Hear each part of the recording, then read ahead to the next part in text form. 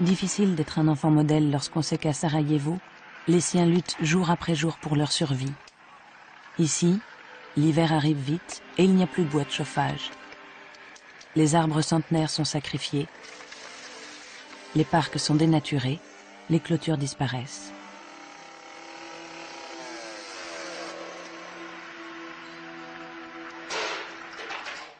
À Sarajevo, on ne s'assoit plus. On marche le plus vite possible, en longeant d'immenses containers censés abriter des éclats d'obus. Il n'y a plus de moyens de transport collectif depuis longtemps.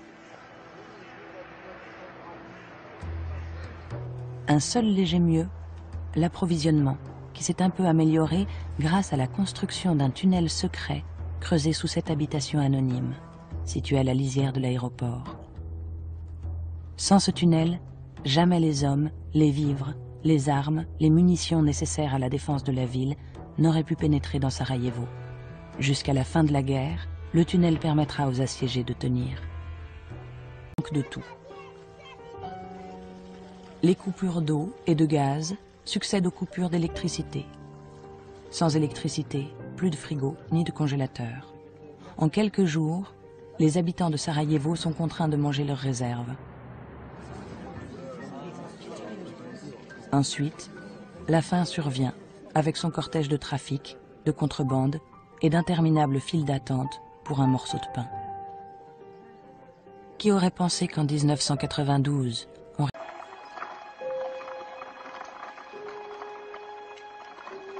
Mais dans Sarajevo, toujours en état de siège, le téléphone comme le courrier ne fonctionnent qu'exceptionnellement. Le Sarajevo de 1992 n'est pas le Sarajevo de 1914, qui avait entraîné la Première Guerre mondiale. Personne en Europe n'a l'intention de transformer des affrontements que l'on considère ethniques en conflit international. Tandis que l'Europe et le monde laissent faire, les habitants de Sarajevo tentent de survivre.